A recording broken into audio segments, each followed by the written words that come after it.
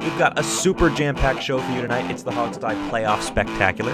This is a double whammy episode featuring two awesome guest interviews as we gear up for the postseason this Sunday. First, join us for a quick chat with kicker Dustin Hopkins as he talks about his preparation and mindset heading into the big game. Then talk a little game time X's and O's with us with the Washington Post's own Mark Bullock. Stay tuned. You're listening to the Hogstye.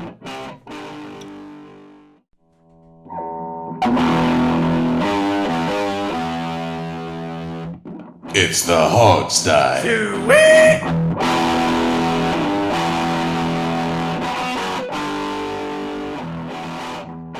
Our next guest has been a kicker since high school, but it was in college that he set all kinds of records, in 2012 specifically topping the career scoring mark for kicker with 466 points.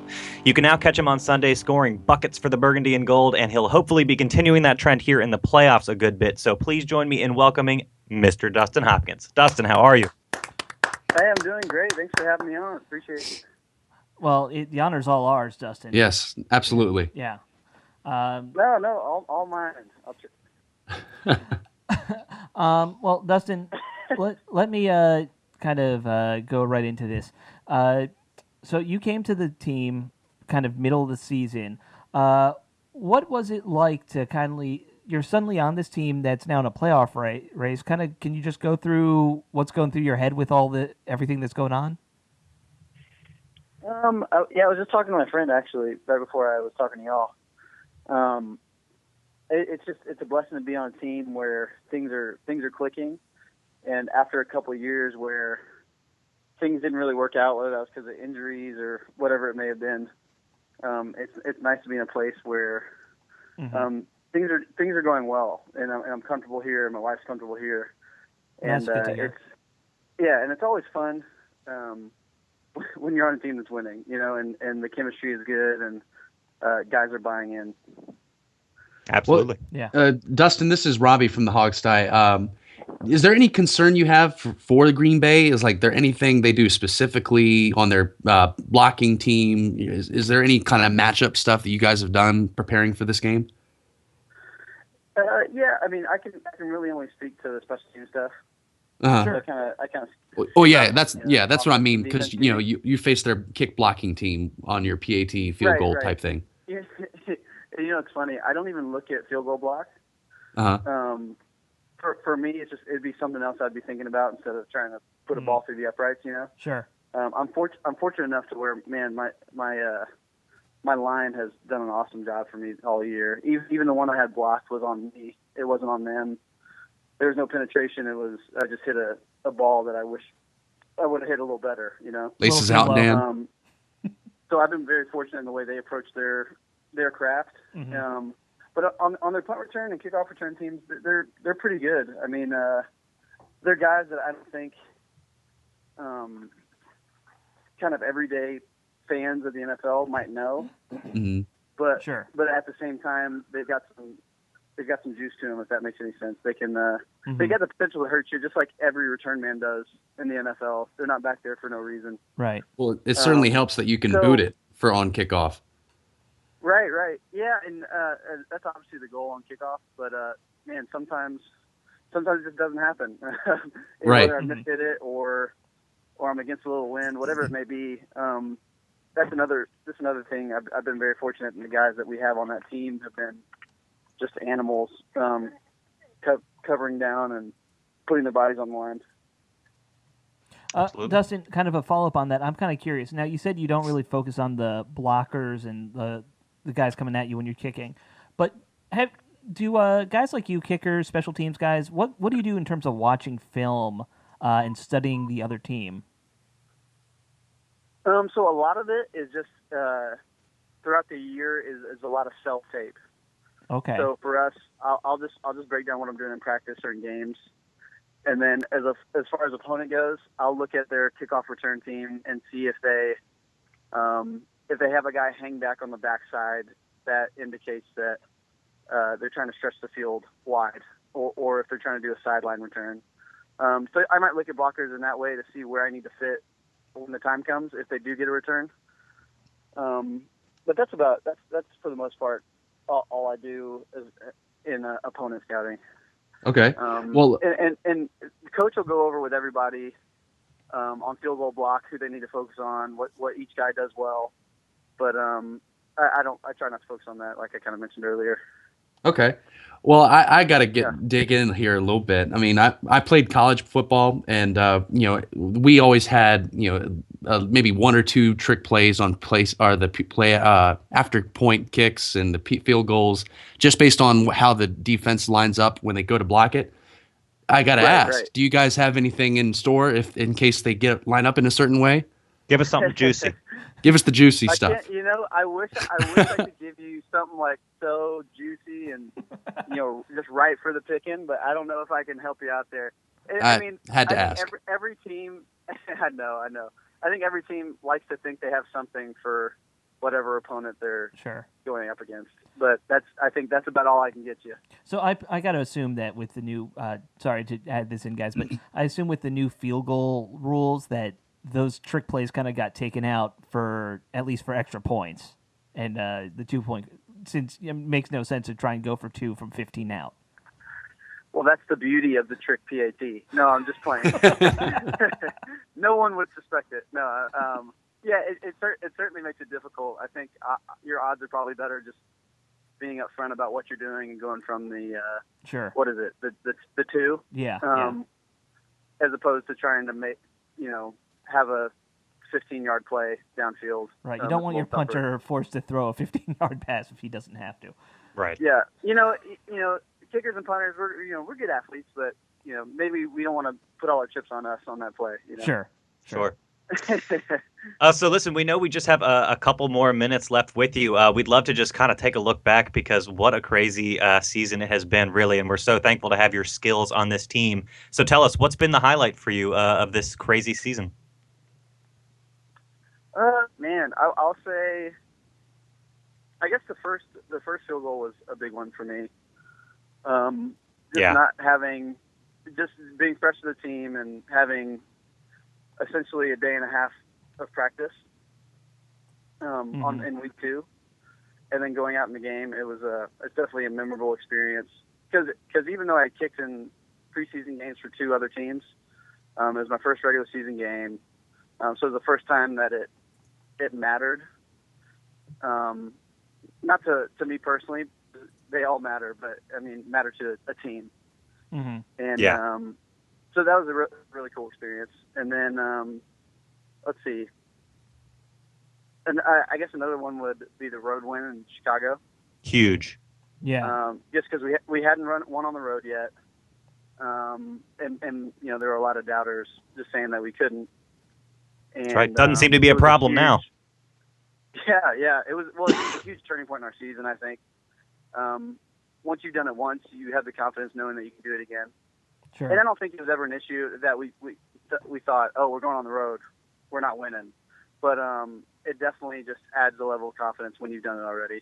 So I think it's a big memory. And then obviously winning in Philly. In the pros, I've never been a part of a postseason team, and so.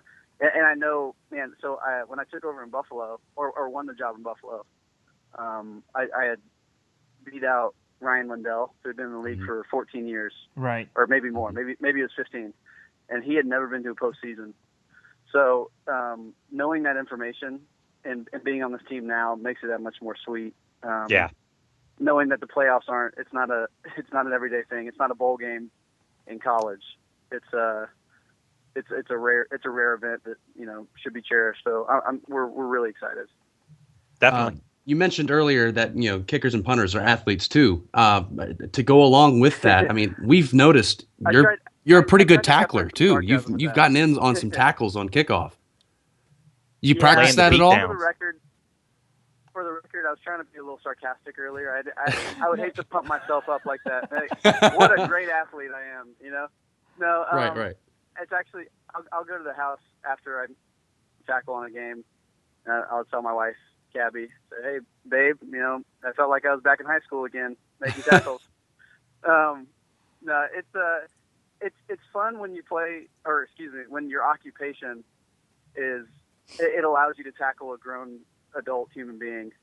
and you don't have to face legal consequences for it, you know. So it's always fun getting on the field and I guess getting some contact in, reverting back to the high school days. And they're physical too. even It's though not if I'm- just wrapping a if guy I'm up doing- and throwing him. You get into it. Yeah. Well, I just figured I've seen a lot of kickers and punters specifically go into contact timidly, and more often than not, they're the ones that kind of end up with the short end of the stick, just with a shoulder injury or something. And so I just go into contact like I've been taught to tackle my whole life, you know. So It's awesome to just see. Not going scared. But if I'm doing my job right, hopefully we don't have to make any of those, you know, just Right. kick them out of the back. Right.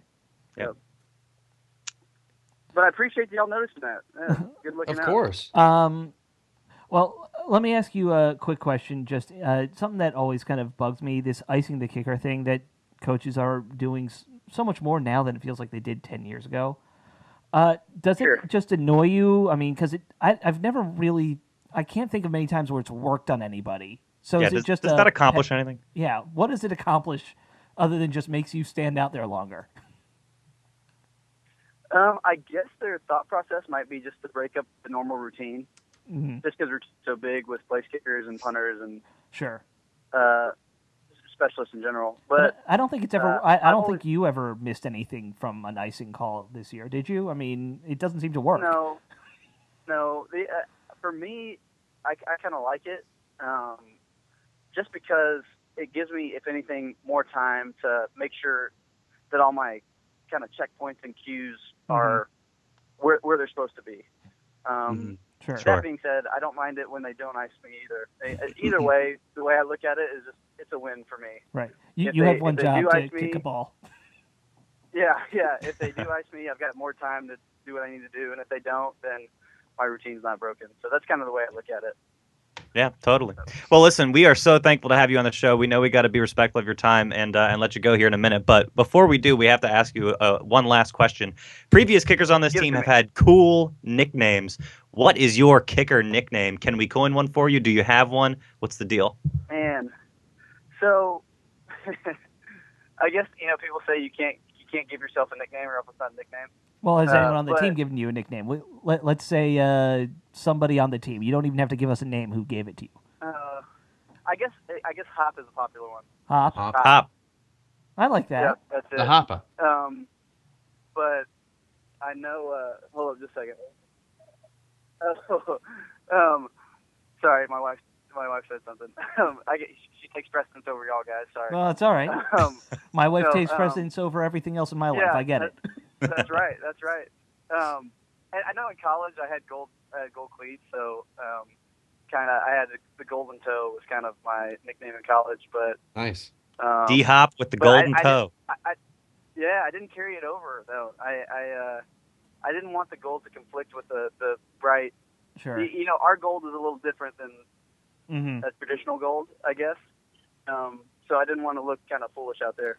Well, and the NFL would probably fine you because they love finding people for minor things like that. So you don't want to. That's want right. to deal with that. I think I think kickers have some wiggle room there, just because certain cleat companies only make so many colors for kicking cleats. So we got some wiggle room there. I don't want to overstep my bounds, but it might have worked. You could have talked Right. your way out of it. It sounds like. Right. But Hop, we were trying to come up with some. The best I could come up with was calling you the Duster. I mean, you're a Texas guy, so I thought that kind of sounded cowboy-esque. The Duster. The Duster? You gotta say it with like The some Duster. grit in your voice. Yeah. Is that how it, Yeah. yeah, there it was. Yeah. That's a good one.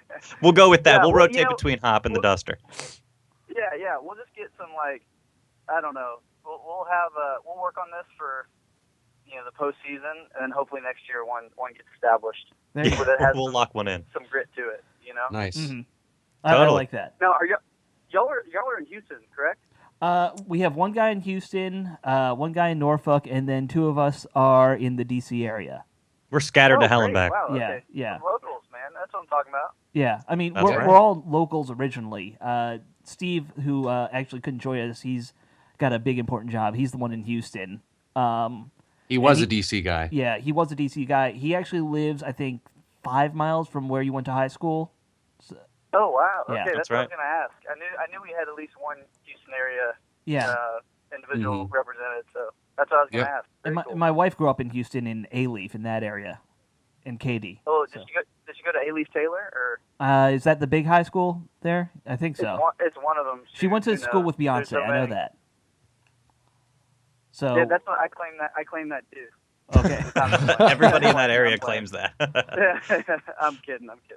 Nice. Okay, very cool. Awesome. Yeah. Awesome. Well, thank you so much for being on the show, Dustin. It was really a big honor for us, and we appreciate you making the time, man. Yeah. Had a lot of fun. And No, appreciate y'all, man. I mean, obviously I love Houston, but we love it over here as well.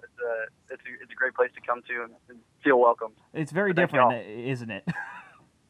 Yeah, it's a little Different planet. I woke up this morning and it was 12 degrees. Yeah. So Yeah. that's a switch up, but hey, I try to embrace it. You know. Sure. Route 7 sucks, though. Right. All right. Well, Dustin, we don't want to keep you anymore, and best of luck in the next game. Yeah, versus we'll Green be Bay. watching, I man. appreciate Absolutely. Y'all. Thank you. Yeah. Y'all, right, y'all take care. Have a good night. Yeah. You too.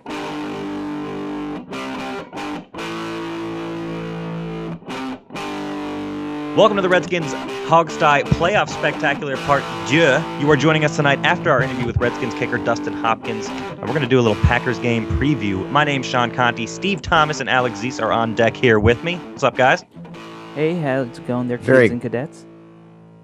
Very excited to be here. It's a big show for us this week, so it's great to be on. Big, huge show. We are joined by a special guest for the preview. He's an all-around awesome dude and longtime friend of the show. You can catch his in-depth X's and O's analysis over at the Washington Post's Insider. His name is Mr. Mark Bullock. Mark, how are you, and welcome back. Thanks for having me. Yeah, I'm not doing too bad, thanks. How are you guys doing? Amazing. You are our first repeat I liked guest, how you. I believe. I know. I liked how you said he was a longtime friend of the show. Just snuck You it know. in there. Hoping you wouldn't correct The show hasn't been on that long, so I guess he does qualify as a We long-time have guest. longtime or friends. We long- have Mark. We have Joe Jacoby. Those are our longtime friends now. That ain't a bad friends list, guys. you and a Hall of Fame finalist, Mark. That's right. Yeah, that's some company I'm keeping there.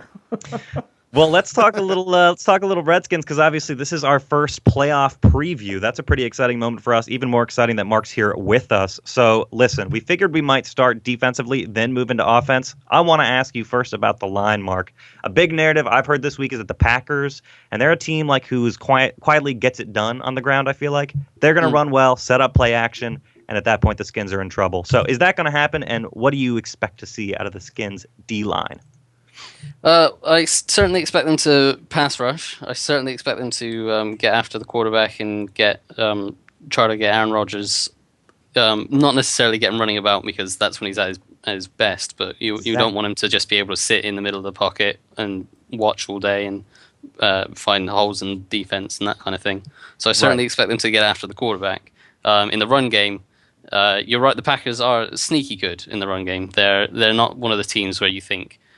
You list off the top kind of 5 teams in the NFL as the run game. You never think Packers, but they're sneaky good. They sneak in the run game, and yeah, they get the job done. They set up the play action, as you said.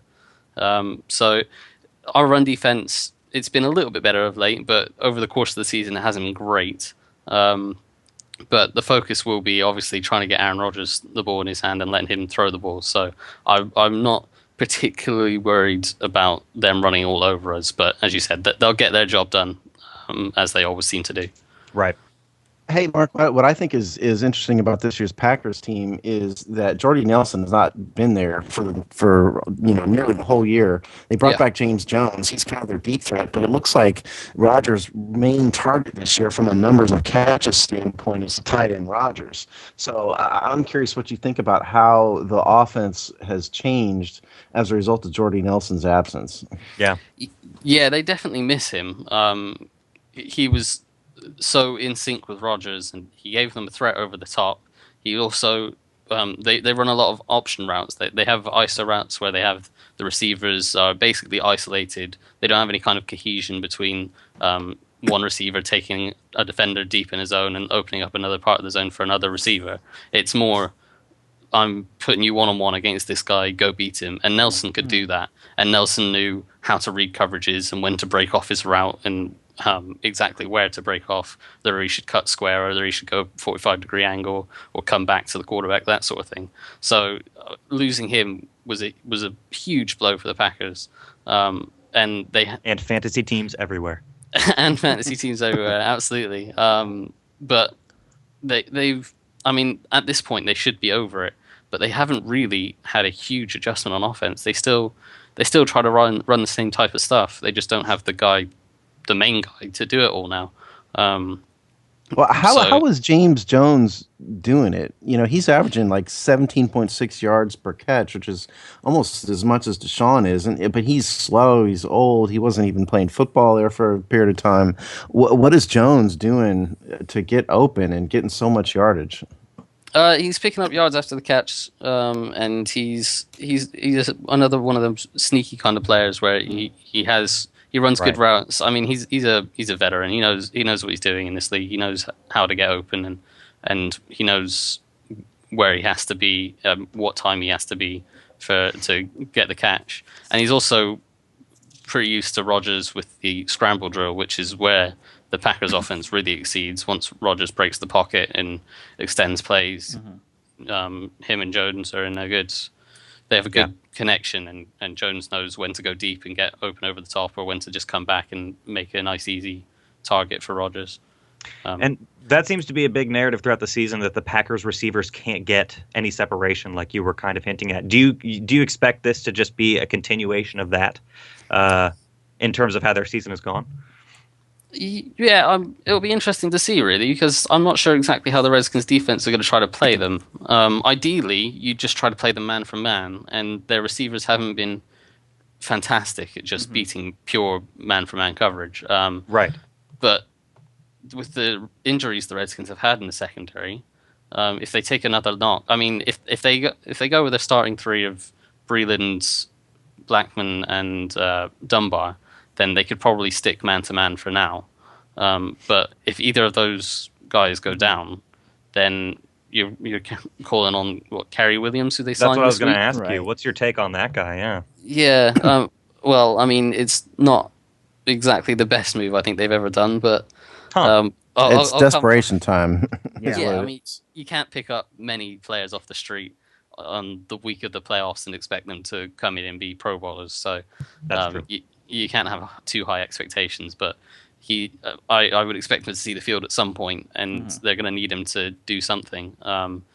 But yeah, I'm not sure exactly how they're going to play them, because you don't particularly want to just sit in zones all day against Rodgers and hope that you and get no pressure and let him pick you apart, because he'll do that. You just said something, about the pressure. I think one of the Green Bay Packers' weaknesses is the offensive line, particularly since their two tackles, Bulaga and Bakhtiari, if I can pronounce that right, are both on the injury list. Yeah. I think Bakhtiari is the worst of the two. He didn't practice yesterday, did practice today.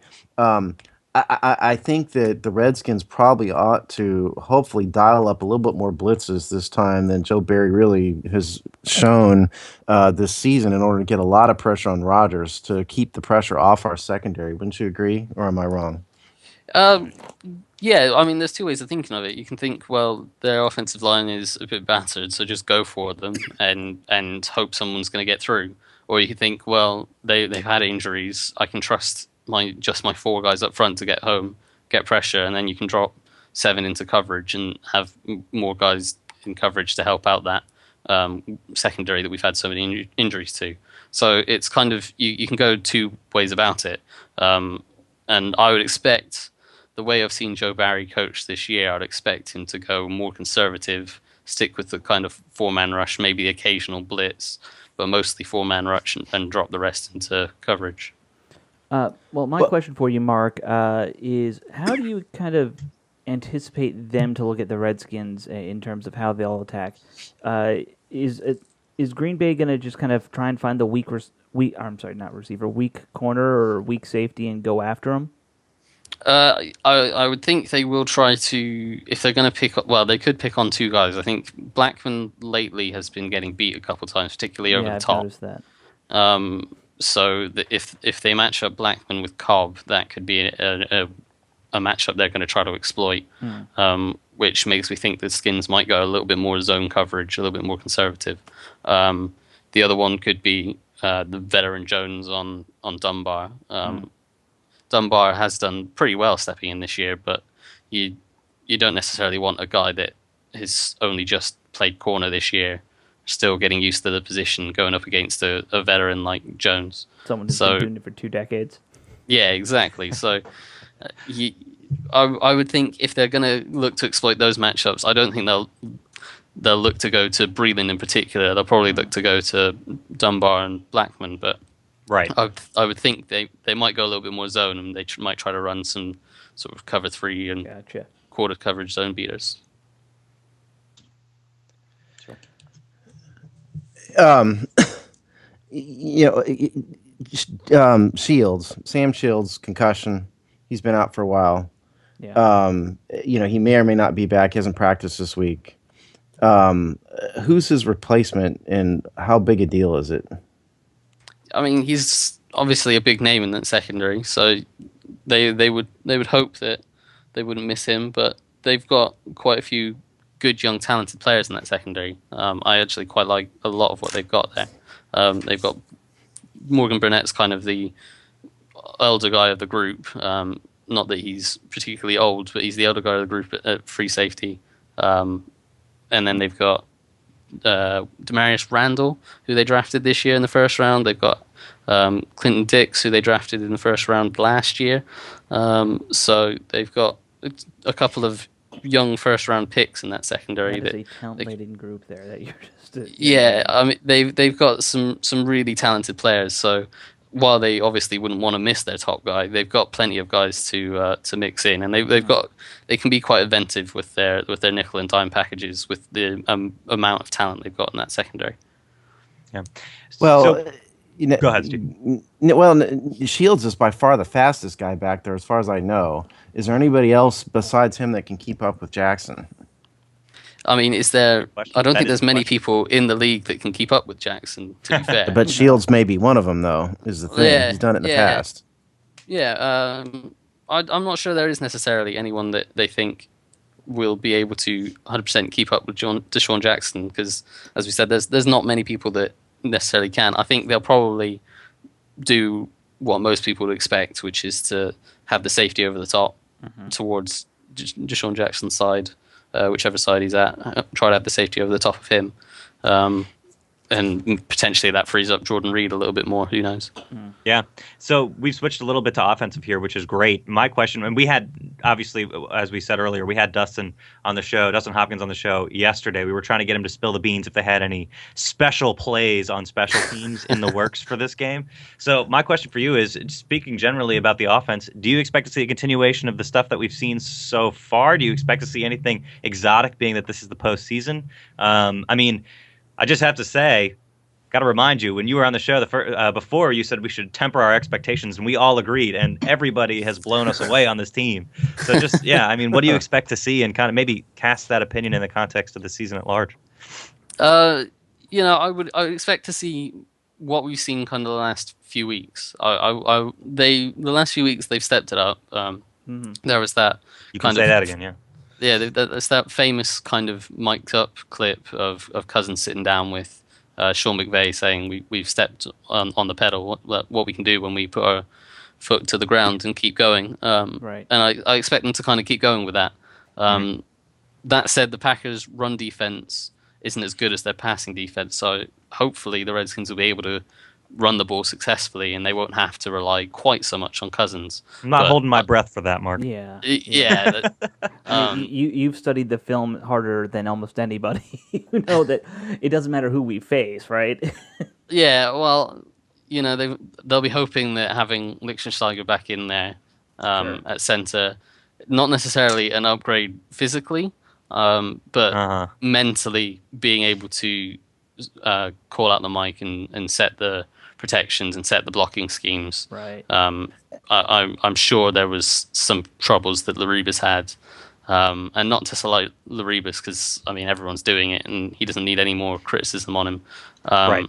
But in terms of the mental aspect of playing center, a guy like Corey Lichtensteiger, who's been doing it for a few years and is a natural center, he's bound to have an advantage of that. He was on the last playoff team.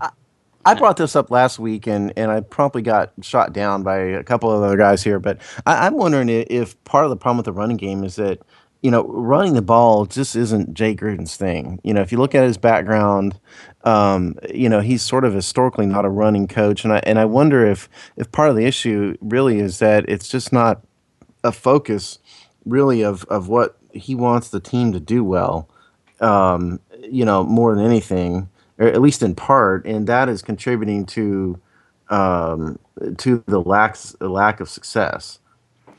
I'm not sure I necessarily agree with that to that kind of degree. Maybe it might not be necessarily quite as big a focus for Gruden himself.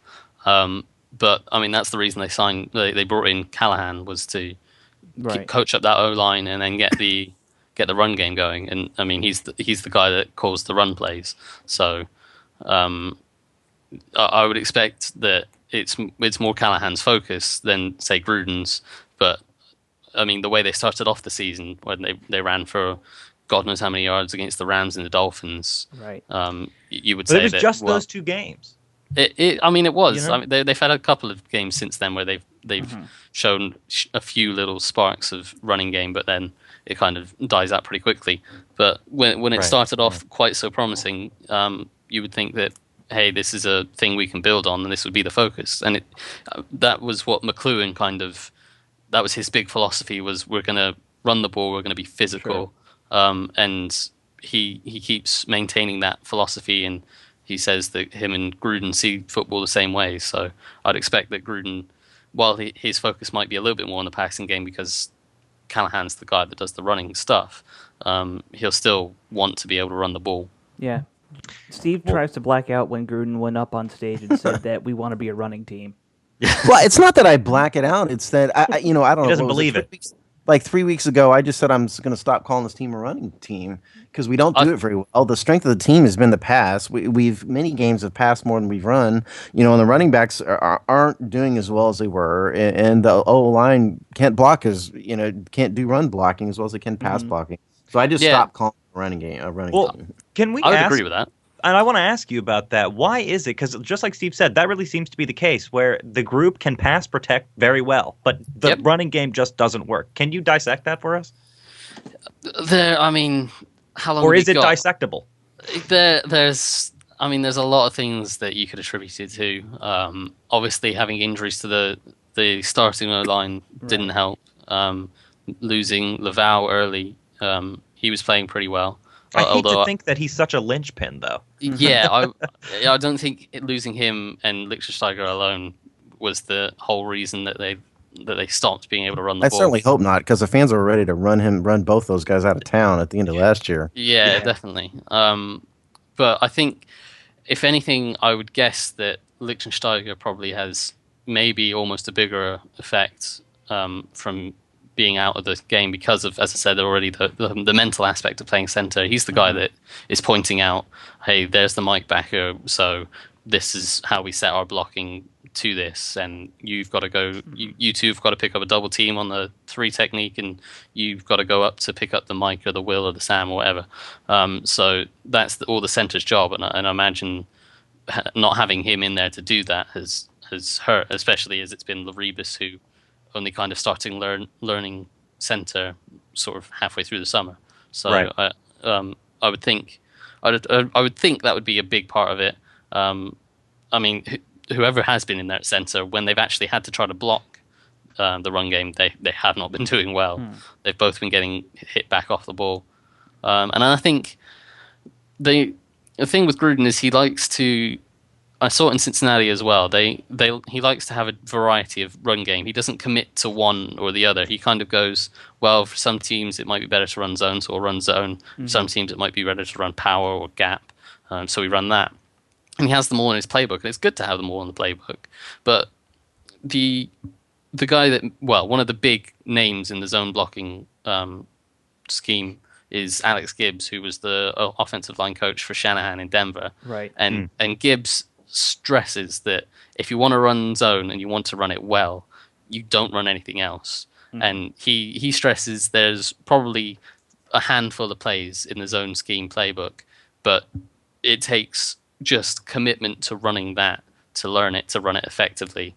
And I'd imagine it's kind of the same way to run the power stuff or the gap stuff. So if you have too many different types of plays in there, I don't think it can help. While it's nice to think, oh, well, we'll have a variety and we can run one thing against one team one week and a different scheme against a different team the next, it doesn't necessarily all work out quite so nicely as that. It's interesting because the run game just looks so kind of uninspired. Like, I hear what you're saying, that he has a lot of variety. Maybe that's tripping him up, but it doesn't look that way. It doesn't pass the eye test for that to me. I mean, you're the expert, but it just seems like it's so. I don't want to use like a cliche term like vanilla or basic or something, but it looks predictable.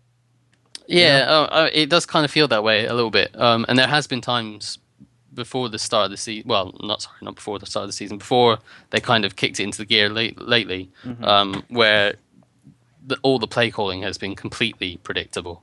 Right.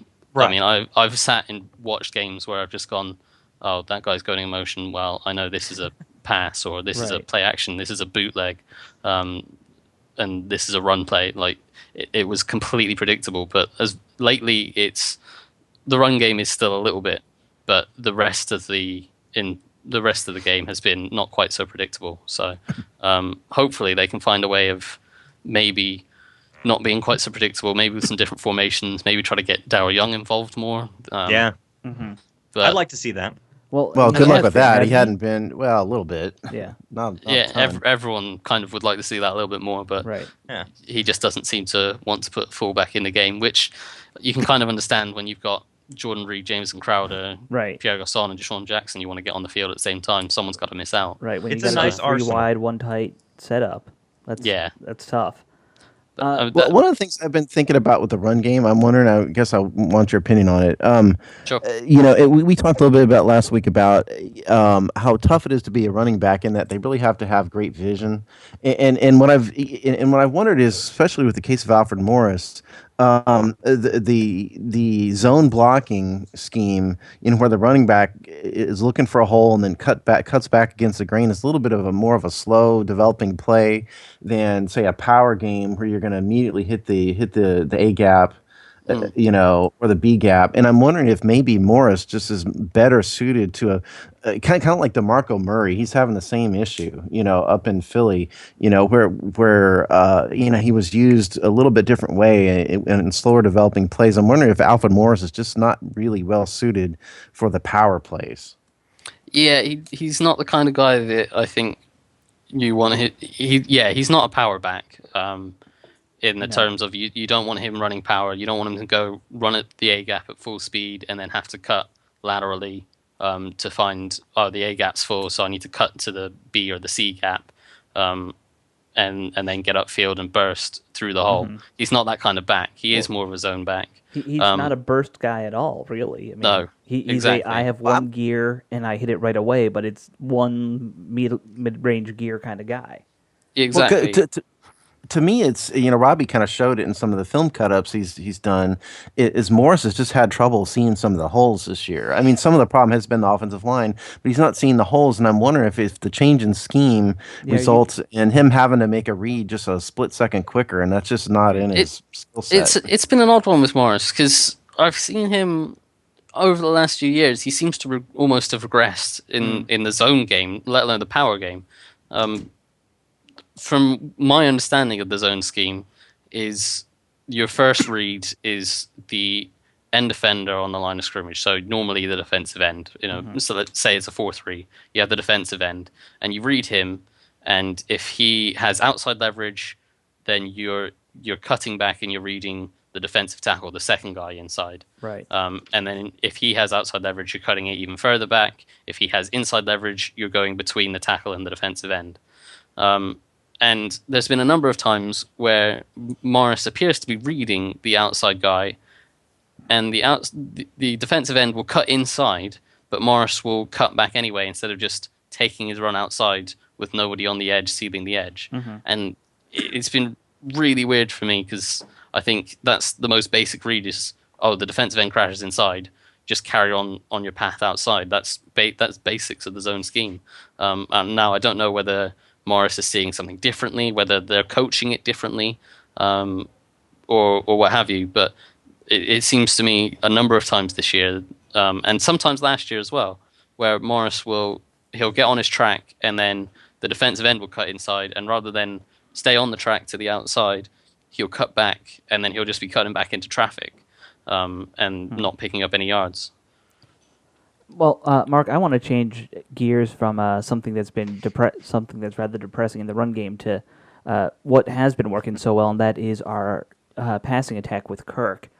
Over the course of the year, I mean, obviously, it's gotten more and more effective, and the stats everyone's cited repeatedly kind of bear that out.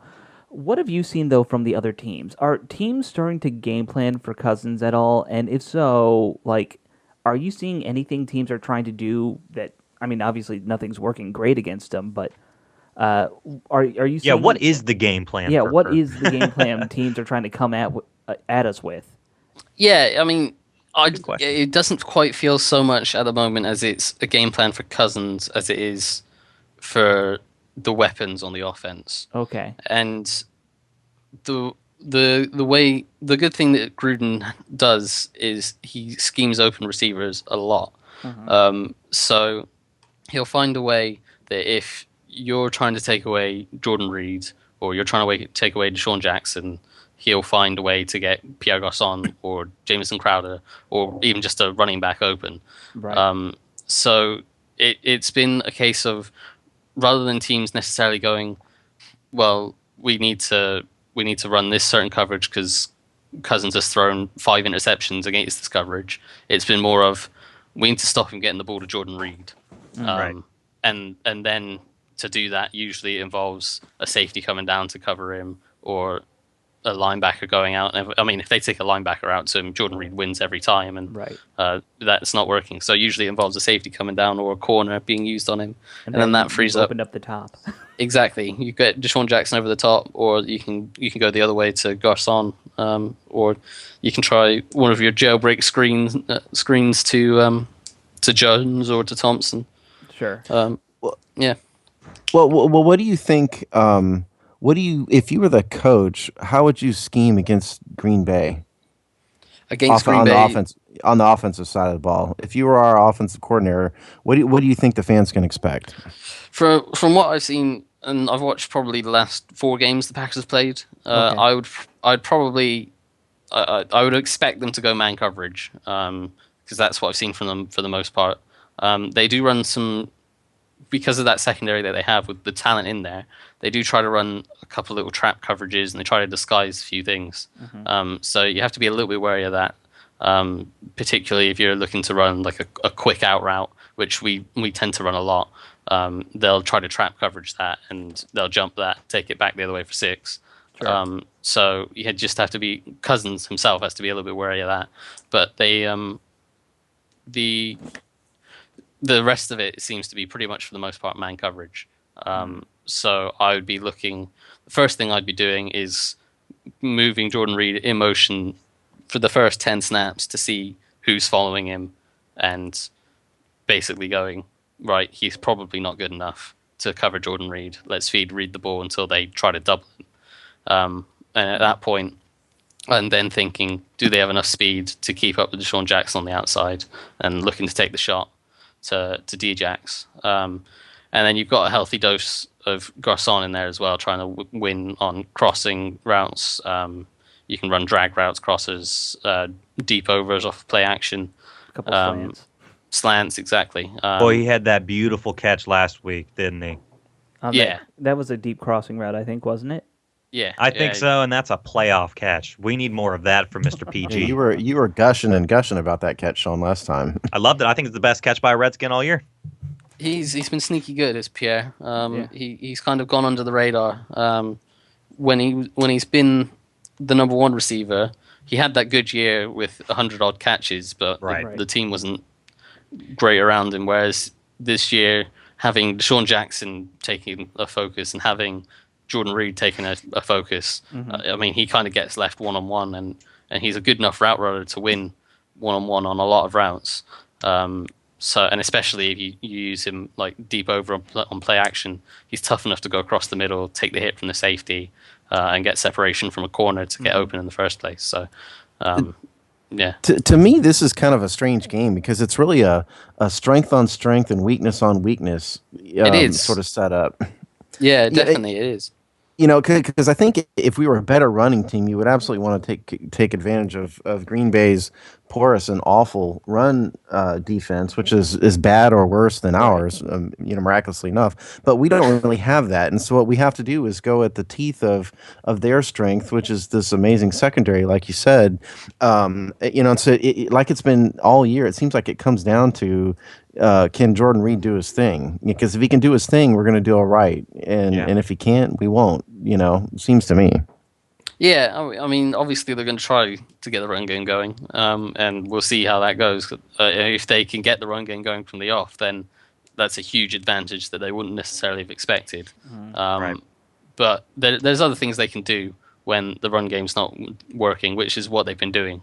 They can throw those quick bubble screens, they can throw the quick outs, they can throw the slants, the slant flats, the double sticks, all those kind of short, quick timing routes, get the ball out of Cousins' hands quickly and into receivers to get yards after the catch. That's the kind of thing they can do, which almost is an extension of the run game. So they'll be happy to do that and test just how good the tackling skills of that secondary are. Right. Not that they're necessarily bad, but you have to be a sound tackler every time on such things as bubble screens, and if you're getting Jordan Reed on a stick route, you got to make sure you wrap him up, because I mean of late he's just been running over people. So I think they'll be definitely wanting to test their fundamental tackling skills, and obviously they'll try to go after him in the run game early on as well. Yeah. I mean, I don't have much high hopes for the run game, but I think that's okay. Like we just said, it seems like the team has so many weapons in terms of receivers and tight ends they've sort of floated on that. I expect to see that continue. Sometimes part of me, what worries me about this team is that you lose some of those pieces, and I think it's sort of agreed upon that we're going to lose maybe Garcon or at least somebody because there's so much money back there.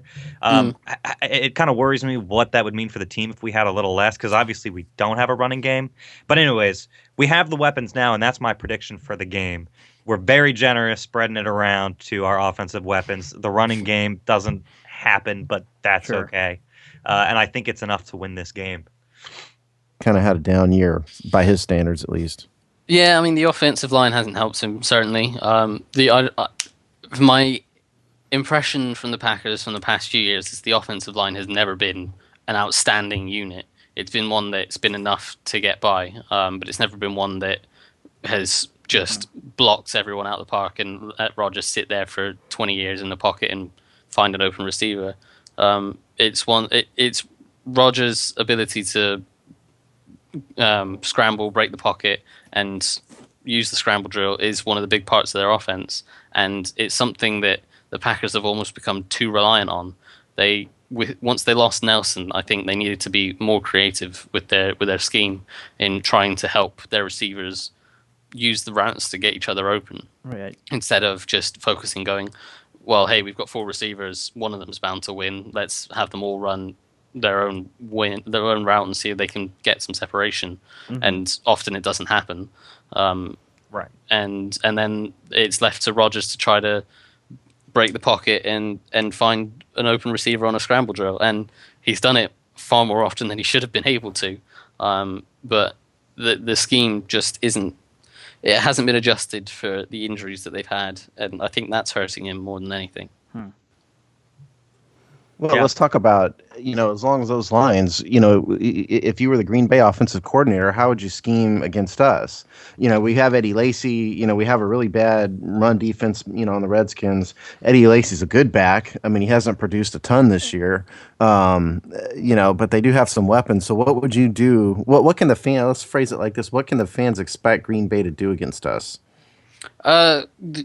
Yeah, I mean, obviously Rodgers is going to do what Rodgers is going to do. I would expect them to try to run the ball. A couple of things I've seen them do a couple of times is run with no tight ends but go 2 backs and 3 receivers, and they run from the pistol, and that gives them blockers that you wouldn't necessarily think.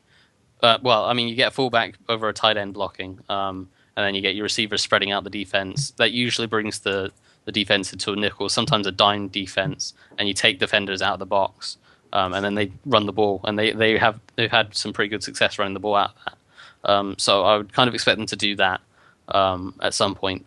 And yeah, I would go for a heavy dosage of run game, and then build the play action off of that. Mm-hmm. But again, their route cohesion just hasn't been a thing for the Packers. They really need to be more creative with their scheme to help people get open. The number of times I saw receivers running into each other or running towards the same spot. I mean, if one of them's not open, then neither of them are going to be open. So you can't have receivers running to the exact same spot. It just doesn't work. Mm-hmm. So they really need to give Rodgers some actual reads to make rather than wait to see if some guy's open. If not, scramble and then freelance. They need to have more structure to their offense. So I'd be looking, if I was Green Bay, I'd be looking to try to get some more structure in the offense and then look to use the sort of natural cover 3 beaters because that's the Redskins base coverage. So I'd look for the flood to one side, 3-level flood, or the kind of seam routes. The scissor routes have been effective against the Redskins this year as well. So I'd go for those kind of things. Define a scissor route for our listening public. That would be having 2 receivers both going deep. The most basic one is the having 2 receivers on the same side. The slot receiver runs a corner route. The outside receiver runs a post route. So they both go deep, and then they both kind of cross each other. And against man coverage, it can work pretty well because it can cause a lot of traffic. Right. Against zone coverage, it forces the safety over the top to really be really in touch with his reads and making sure that he knows, okay, that guy's going out there where I've got to be. He's going out there, so we've got coverage out there. I need to make sure I'm inside to cover this guy cutting inside and that kind of thing. It can cause a lot of confusion. That's something that you're saying you would do, but is that something that we do well? We have done well throughout the season. Well, we're talking about Green Bay doing it to us, right? Yeah. The Redskins, whenever they've run quarters coverage this year, the Redskins, they've a lot of teams have gone scissor routes on them with the corner and the post route. So that's been a weakness. That's been a particular. Yeah, they I think it's one of the main reasons Trenton Robinson was benched. I think he 2 or 3 times he got caught biting on either the post route or an underneath route. The corner route or an underneath route, and he's left the post route going over the top down the middle of the field. I think our secondary generally has done a much better job than they have in last year and the year before of getting bitten on stuff like that. And from my view in the cheap seats here, I've been preaching the benefits of Deshaun Golson all year long because it seems to me tackle leader.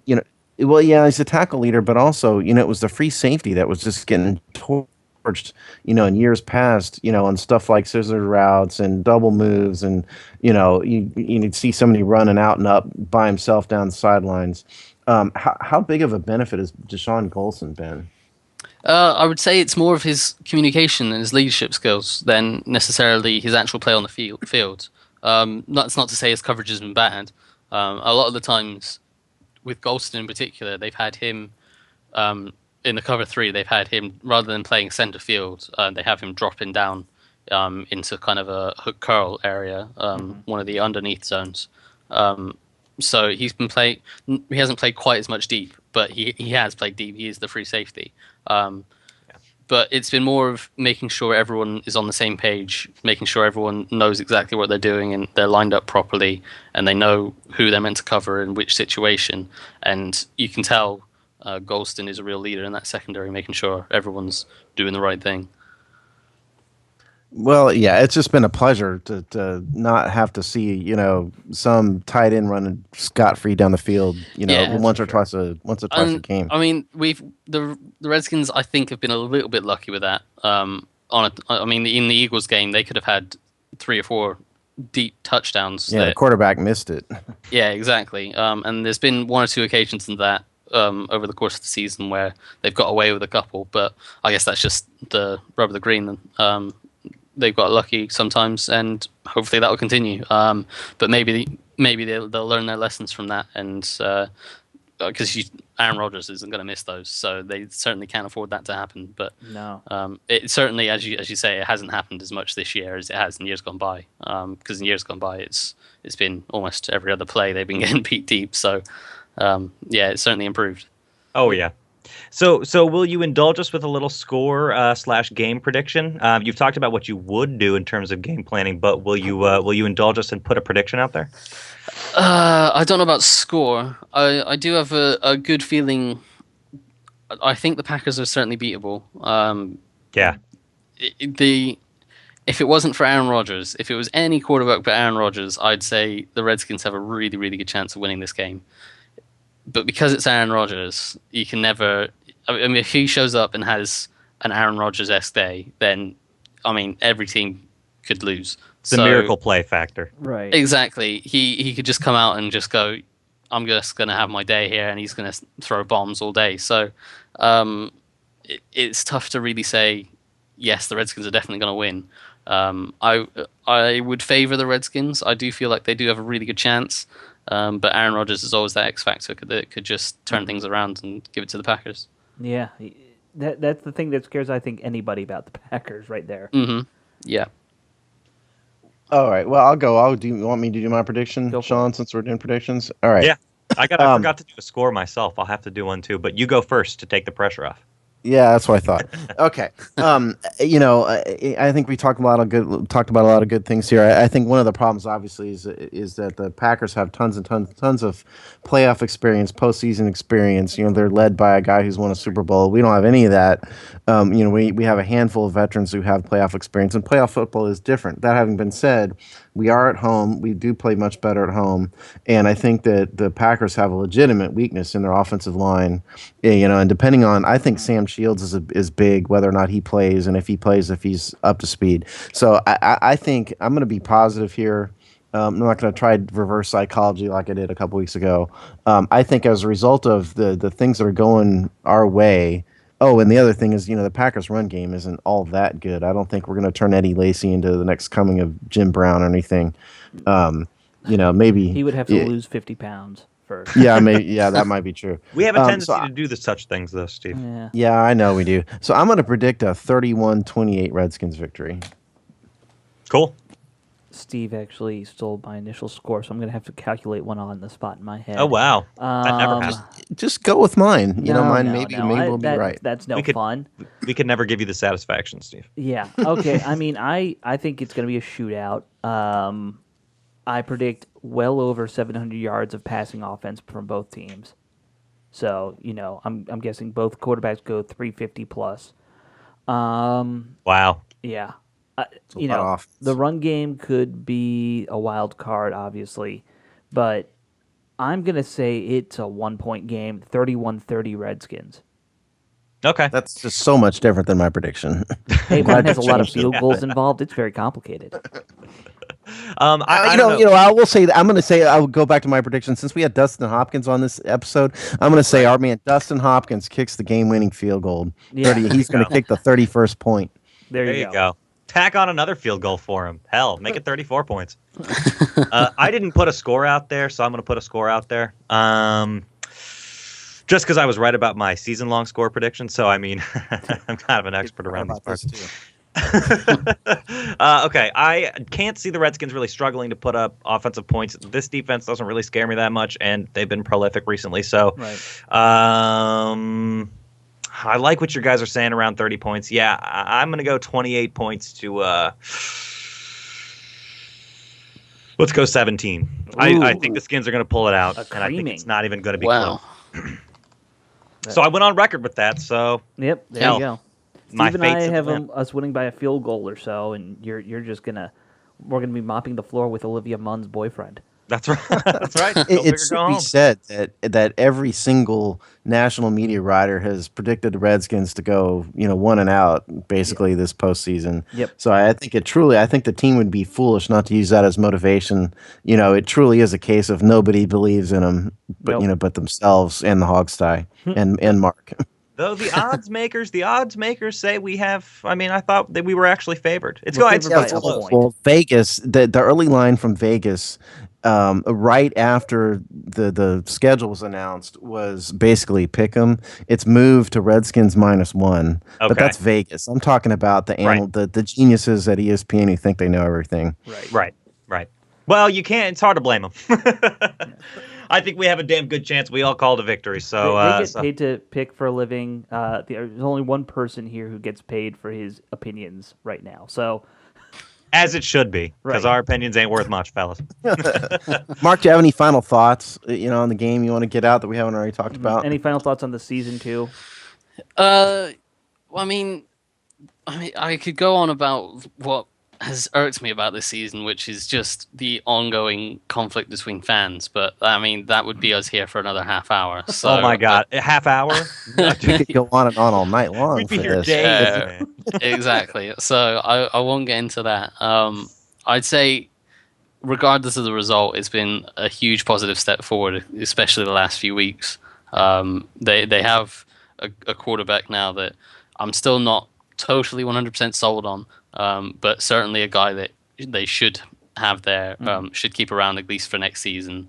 They'll probably have to give him 3 or 4 years on a pretty sizable contract to keep him around. Right. But they have a quarterback there. They've got a foundation to build on. Scott McLuhan hit on so many more draft picks than anyone could have imagined. Yeah. I thought and I counted 5 or 6 guys who've contributed this year. That's impressive. Unbelievable Exactly. how good that's done. it's ridiculous. So another off season where you have the continuity in the offense with Cousins getting better and better. You have Jordan Reed getting better. They'll have a decision to make a receiver, but they've got a draft and free agency to find another guy. And hopefully they'll continue to help improve that offensive line, and decide one way or another on a running game, whether they want to try to keep being diverse and not necessarily having it work so well, or commit to one way or the other, whether it's power or zone. And then hopefully get some healthy bodies back, because my God, they've had a lot of people on IR. So get the guys back full health and have a full roster to choose from going into training camp and next season, and another off season of McLuhan draft picks, and they'll be in good shape to make another good run at the division. Amen. All right. All right, well, we will see you guys next time for the game recap. Hopefully we have good news for you, but thank you so much again, Mark. This was awesome. Yeah, Mark, thanks, thank you guys. very much. And, Thanks for having me on. Yeah, Of course. All right, we'll see you next time. anytime.